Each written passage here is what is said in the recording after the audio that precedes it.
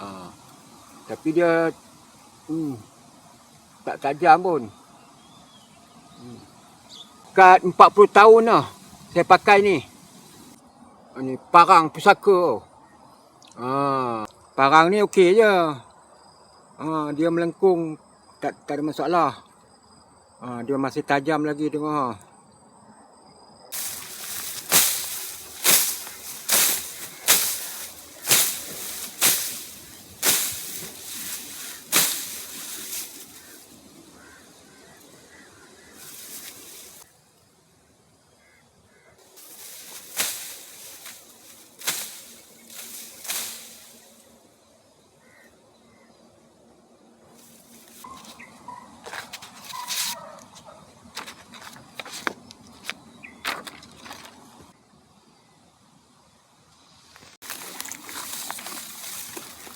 Assalamualaikum.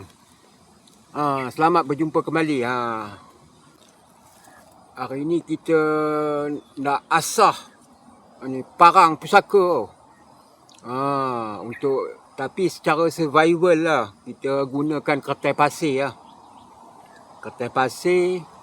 Lepas tu ni parang ni. Parang ni udah dekat 40 tahun lah saya pakai ni. Ini parang ni dulu. Dulu dia tebal macam ni. Dia tebal macam ni. Sekarang dia dah jadi kecil. Nipis lah. Tapi dia tak tajam pun. Ini kita guna kertas pasir lah. Kita dah asah dia. Ini kertas pasir ni dia senang. Kita ambil nombor. Dia ada nombor. 180.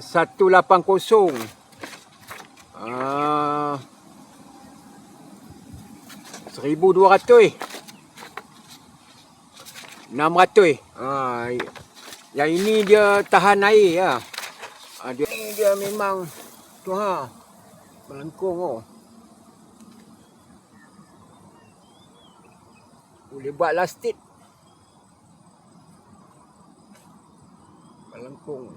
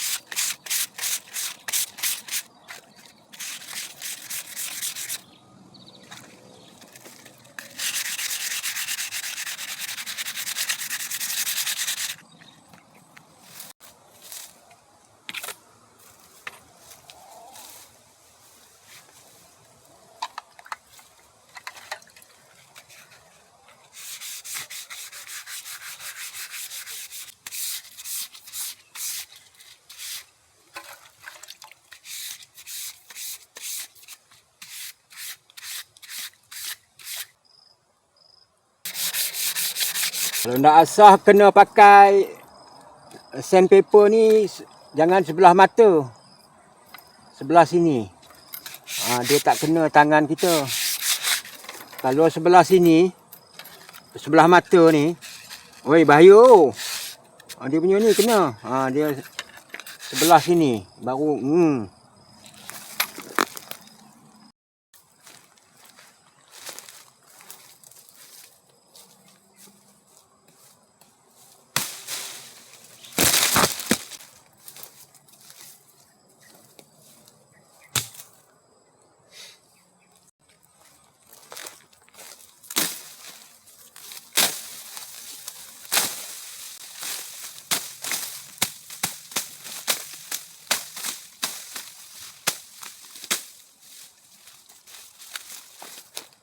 Alhamdulillah hari ni kita dah asah pisau dengan kertas pasir ataupun sandpaper. Tadi Tadi hitam berkarat. Ini dah putih sikit lah. Tapi tak adalah putih. Janji yang penting dia boleh tajam. Ni. Dia melekat tu kira tajam lah tu. Kan. Parang ni okey je. Dia melengkung. Tak ada masalah. Dia masih tajam lagi tengok.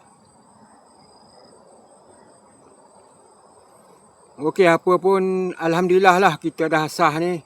Untuk survival kita boleh bawa katil pasir nanti. Pergi, dia tak payah bawa batu berat-berat. Kita bawa katil pasir pun okey. Cari nombor yang sesuai lah. Okey, assalamualaikum dan salam horas.